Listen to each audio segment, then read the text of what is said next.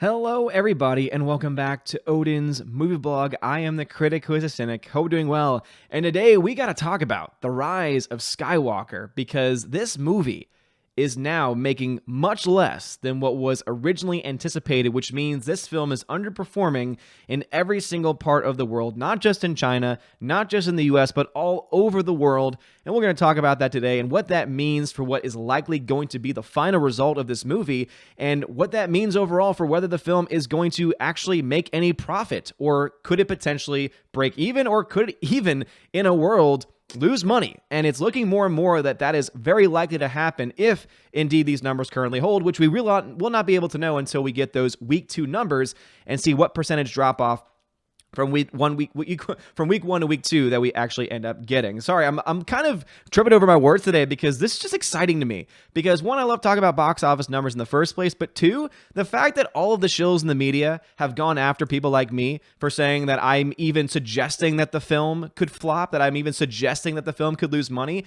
and now these numbers are coming in kind of verifying, yeah, you know what, the movie's not doing nearly as well as you thought it was going to do.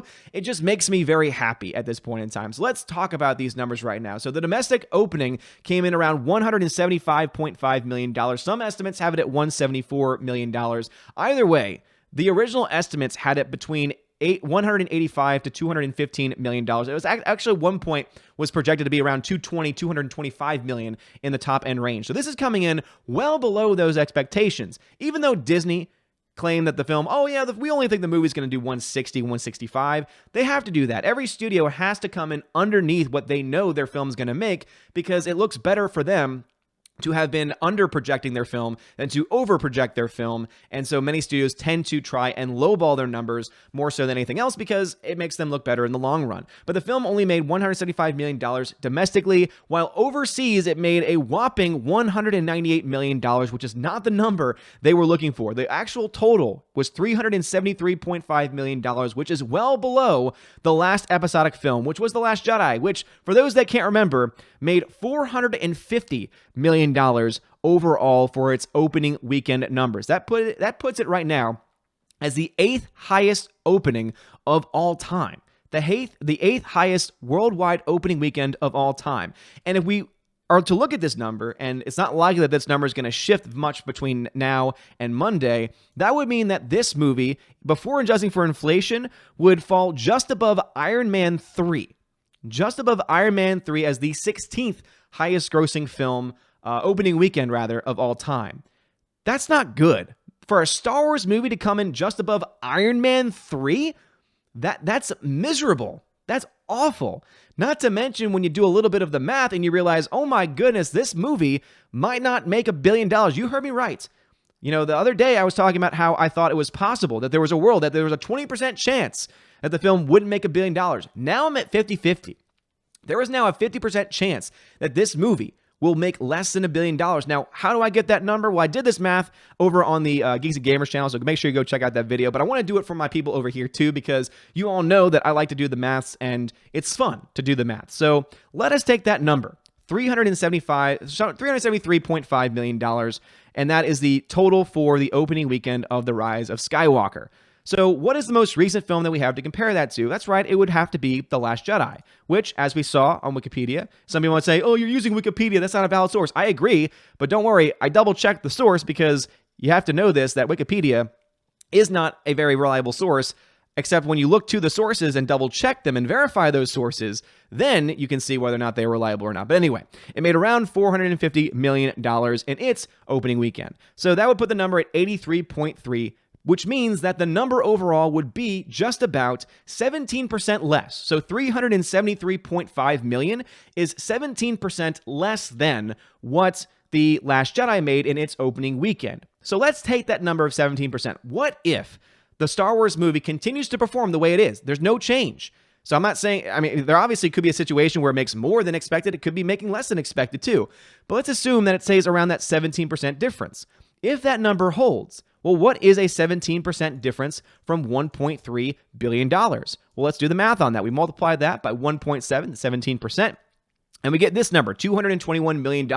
So that's the difference of what would be between those two films. So if we do a quick math on that, if we subtract that from, did that wrong, $1.3 billion, that would put the number at $1,079,000,000. So if the number holds at 17% difference, that means that Star Wars Rise of Skywalker not only will be the lowest grossing Star Wars film in the Disney saga as far as the episodic films go, you're looking at a film that might barely eke out against Rogue One, and a film that might just break even at the box office and potentially lose money. Now, where do I get that money from, or that number from?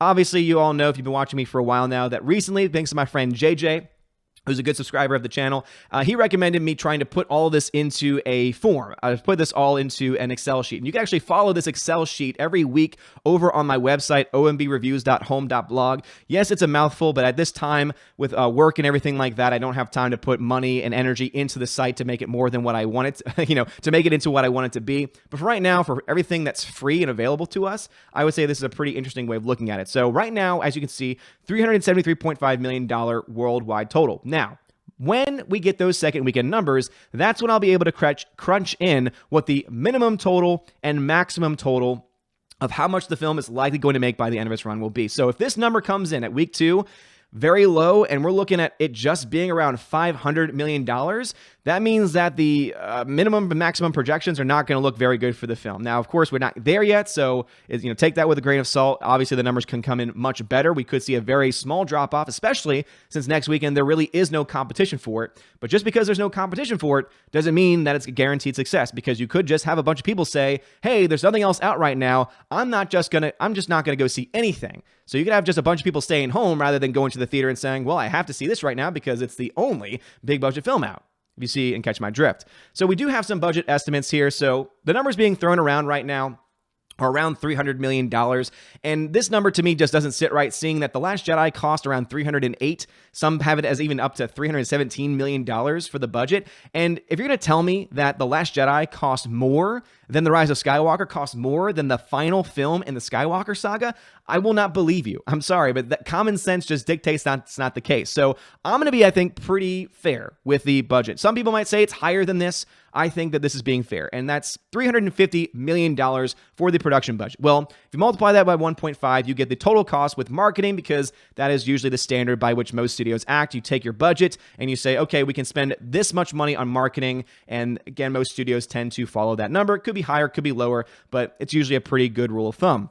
And that will put the total cost of this film to around $525 million. That means that this movie needs to make just around $1 billion just to break even at the box office. Now, I'm not talking about other revenue streams of, maybe marketing ploys, things like that, or certain deals that they've made. Obviously, those are numbers that could definitely help the overall making back money for this film, but we don't have access to those numbers. And so all we can really do is look to the numbers that are in front of us and make an educated guess from this. But you're looking at a chance. You're looking at a movie that could potentially, if these numbers hold, if this 17% less than The Last Jedi holds, could end up making not only less than $1 billion, but could actually come in as a financial loss or just barely breaking even for Disney Star Wars. And if that happens, we've been talking about this for a long time, that Kathleen Kennedy needs to go, that Rian Johnson's trilogy needs to be officially canceled, that Bob Iger himself needs to step down. Of course, he's claiming to be stepping down in 2021. We'll see if that actually happens. I'm sure his presidential run will determine that much.